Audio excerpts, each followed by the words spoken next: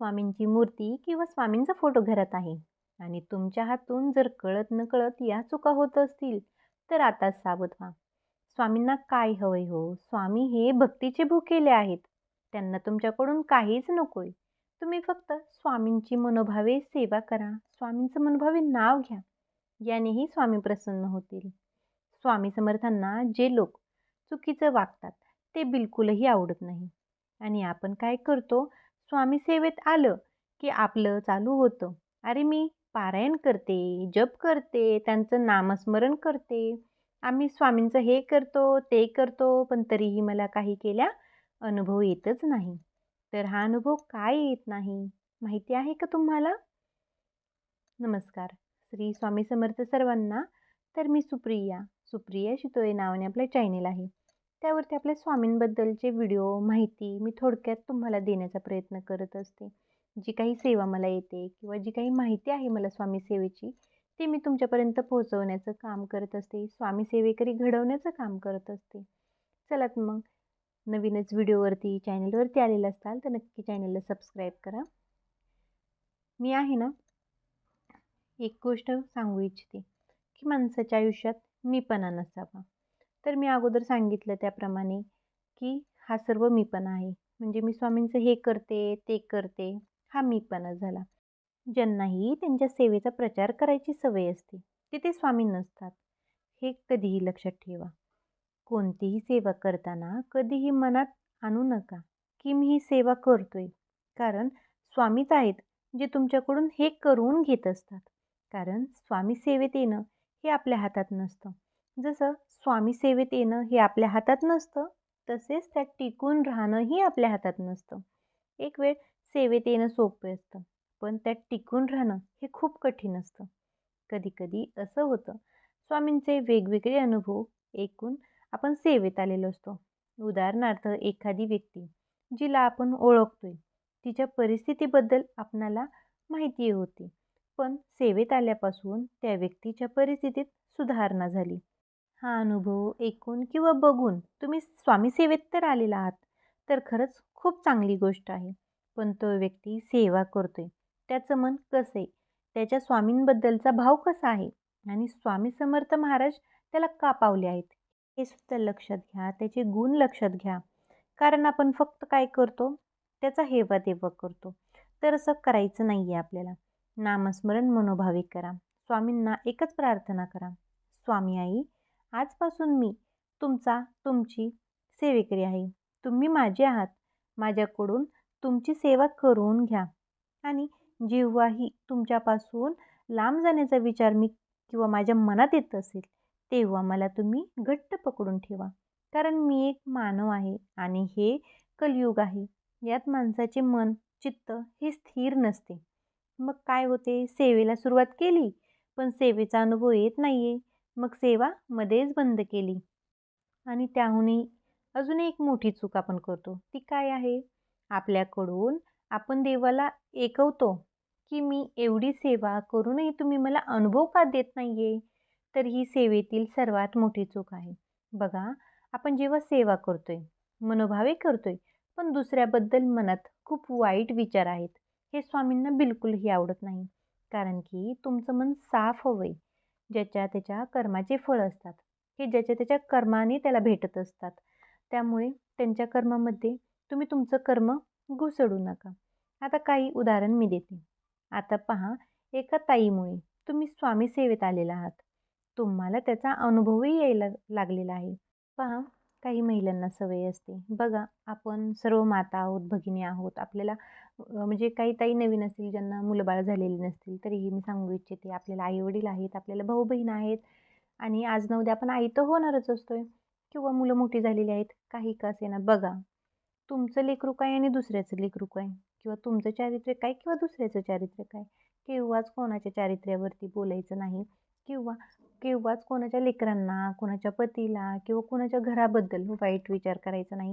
स्वामी कसं तुमचं चांगलं करत नाहीत ते पहा.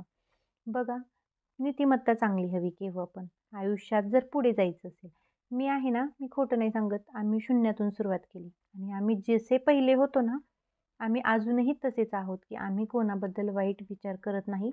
कोणाबद्दल चुकीचंही बोलत नाही. स्वामी आम्हाला केव्हाच काही कमी पडून देत नाही. आता मी 5 वर्ष झालं सेवेत आले बरं का. याच्या अगोदर मी स्वामींचं खरंच मी काहीच म्हणजे मला माहितीसुद्धा नव्हती स्वामींची. पण तरीही फक्त आमची नीतिमत्ता आम्ही चांगली ठेवली. कधी कोणाविषयी वाईट विचार आमच्या मनात येऊन दिला नाही. आमचे प्रगतीचे मार्ग खुले होत गेले. आमच्या पाठीमागचे जे काही भोग असतील ते संपले. त्यामुळं स्वामींच्या सेवेत मी आले. स्वामींची इच्छा ज्यावेळेस झाली त्यावेळेस स्वामींनी मला त्यांच्या सेवेत बोलवून घेतलं. त्यामुळे आहे ना, लोकांबद्दलची नीतिमत्ता विचार चांगले ठेवा. आयुष्यात कधीच कोणती गोष्ट तुम्हाला कमी पडणार नाही. न मागताही भेटून जाईल आणि जे नशिबात नाही ते सुद्धा तुम्हाला भेटून जाणार आहे. आता अजून एक उदाहरण मी तुम्हाला देते.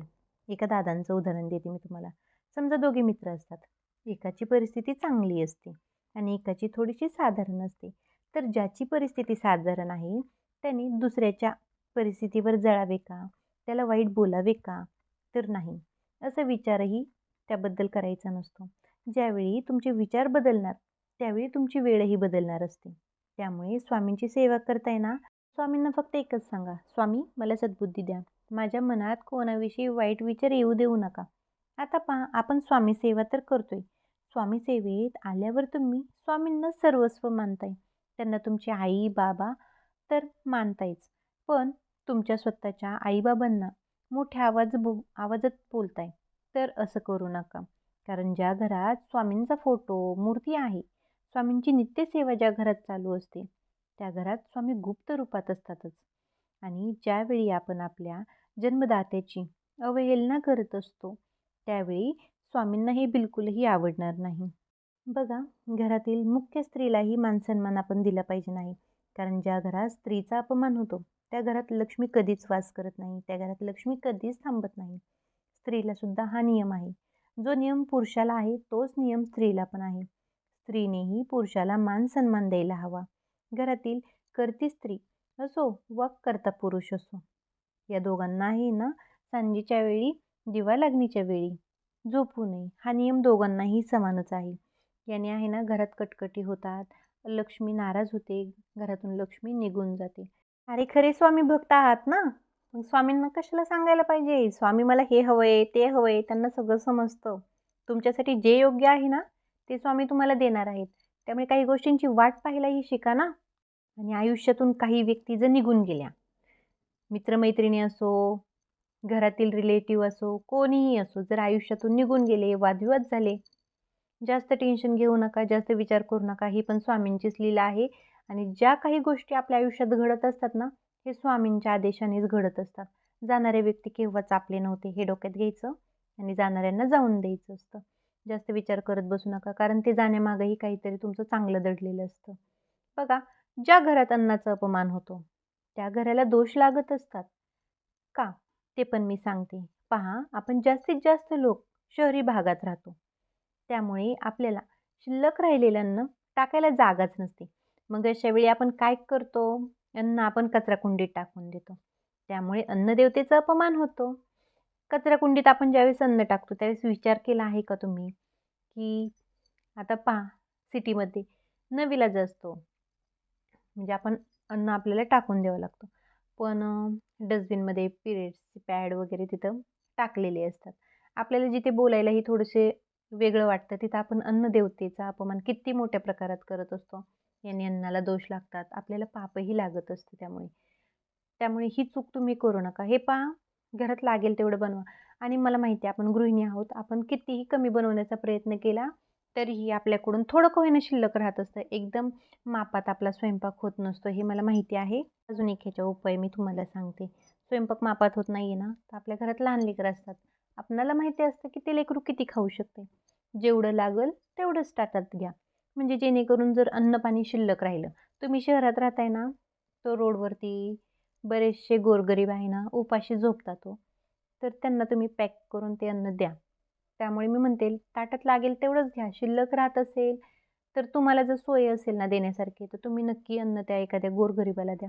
आवर्जून वाटलंच ते एखाद्या दिवशी रोज एक डबा जरी अशा गोरगरिबांसाठी बनवला ना, तर रोज तुमच्या हातून अन्नदान घडणार आहे. तुम्ही हे पुण्यही कमवू शकताय. त्यामुळे लागेल तेवढेच बनवा. शक्य असेल एखाद्याला जर तुम्हाला रोज जेवायला देता आलं, तर नक्की तुम्ही आवर्जून तोही द्या. किंवा अन्न जर शिल्लक राहिलं, तर आवर्जून एका गोरगरिबाला द्या आणि जर असं शक्य नसेल तर कमी बनवण्याचा प्रयत्न करा.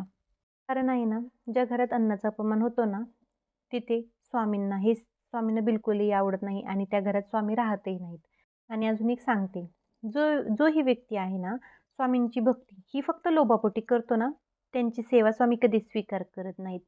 तर थोडक्यात माहिती तर तुम्हाला भेटणार आहे. अतिथीचा अनादर केव्हा करायचा नाही. गोरगरिबांचा अनादर करायचा नाही. तुम्ही घरी तुमच्या मोठे असले तरी तुम्ही तुमच्या घरचे मोठे. बाहेर गेलं तुम्हाला कोण ओळखतं हे पण पहा. आपण आपलं नाव कुठं कसं मोठं करायचं हे आपल्या हातात असतं. तुम्ही एका गोरगरिबाला रोज अन्न द्या. तुम्ही तिथं काहीतरी कमवलेलं आहे. तुम्ही कितीही वाईट परिस्थितीत असा तो व्यक्ती जर तुम्हाला पाहिलं तर तो तुमच्या मदतीला धावून येणार असतो. बघा, घराची प्रगती ही स्त्रीच्या हातात असते. ती कशी घडवायची हेही स्त्रीने ठरवायचं. काही गोष्टींचं, नियमांचं पालन करायचं. आयुष्यात प्रगती झाल्याशिवाय राहत नाही. लोकांविषयीचे विचार सुधारा, नीतिमत्तेमध्ये फरक करा, विचारश्रेणीत फरक करा. आयुष्यात काहीच कमी पडणार नाही आणि सगळ्यात महत्त्वाचं म्हणजे या गोष्टींनी आहे ना मानसिक समाधान भेटणार असतं. तर स्वामींना जे प्रिय आहे ते आहे स्वामींची सेवा आणि आपली विचारश्रेणी. त्यामुळे आहे ना, होता होईल तेवढी स्वामींची सेवा करा. जास्त नाही झाली तर कमीत कमी नित्यसेवेतील 3 अध्याय नित्यनियमाने वाचायचे. 11 माळी जप शक्य नसेल तर 1 माळी जप करा. एकदा तारक मंत्र वाचा. जर वाचणं शक्य नसेल तर टीव्हीला लावून द्या, मोबाईलला लावून द्या. काम करत करत तारक मंत्र ऐका. रोज एकदा ऐक्य मंत्र म्हणा. याने पती-पत्नीतील जे नातेसंबंध आहेत ते सुधरत असतात. तर छोट्या-छोट्या सेवा आहेत, ज्या सेवेने आपण आयुष्याचं सोनं करू शकतो. रोज सकाळ संध्याकाळ घरात दिवाबत्ती झाली पाहिजे नाही. उंबऱ्यावरती रोज संध्याकाळच्या टायमिंगला दिवा लावा. जर सकाळी लवकर उठत असाल तर दिवस उगवायच्या अगोदर उंबऱ्यावरती तुम्ही दिवा लावा. उंबऱ्याची पूजा करा. तर छान अशी साधी सोपी सेवा आज मी दिलेली आहे. तुम्ही गृहिणी आहात, तुम्ही वर्किंग वुमन असाल, ताई असेल, दादा असेल व्हिडिओवरती, तरीही तुम्ही थोडक्यात का होईना सेवा करण्याचा प्रयत्न करा. बरं जास्त काही नाही झालं तुम्ही नामस्मरण करू शकताय. तुम्हाला कोणतीही सेवा नका केना, फक्त नामस्मरण जरी केलं तुम्ही कंटिन्यू स्वामींचं आपल्या मनामध्ये जे स्थान आहे ते कंटिन्यू जागृत जरी ठेवलं ना तरीही खूप आहे. आणि विश्वास केव्हाही डगमगून द्यायचा नाही. कोणतीही परिस्थिती येऊ द्या. फक्त आठवण पहिली माझ्या स्वामींची आली पाहिजे. नाही, माझे स्वामी मी प्रत्येक वेळेस बोलत असते, पण स्वामी आपल्या सर्वांचेच आहे. मनात माझ्यावरतीच एखादं संकट आलं, स्वामी ती वेळ येऊन देत नाही, पण का मनुष्य जीवन आहे, आयुष्यात काही ना काही अडीअडचणी येत असतात. तर काहीही झालं, मला पहिले स्वामी आठवतात. येऊ द्या, कोणतंही संकट पडून येऊ द्या, मला त्याचा काहीच फरक पडत नाही. आता ते तारून न्यायला माझ्या पाठीशी माझे स्वामी असतात माझे. त्याच्यामुळे आणि खूप अनुभव स्वामी सेवेने आलेले आहेत. तर चलात मग ही छोटीशी सेवा, व्हिडिओ वाटलं असतं नाही पण जास्त मोठा झालेला, व्हिडिओवरती लास्टपर्यंत आलेला असाल तर खरंच खूप खूप आभार मानते मी तुमचे. तर व्हिडिओ आहेत ना असेच सपोर्ट करत राहा. व्हिडिओ आवडला असेल तर लाईक करा, व्हिडिओ शेअर करा, जेणेकरून अजून एखादा स्वामी सेवेकरी आपण घडवू शकू. झालेली सेवा आपल्या स्वामी आईचरणी, आपल्या स्वामी माऊलींचरणी, आपल्या गुरुमाऊलींचरणी मी रुजू करते आणि आजचा व्हिडिओ मी थांबवते. अवधूत चिंतन श्री गुरुदेव दत्त. श्री स्वामी समर्थ सर्वांना.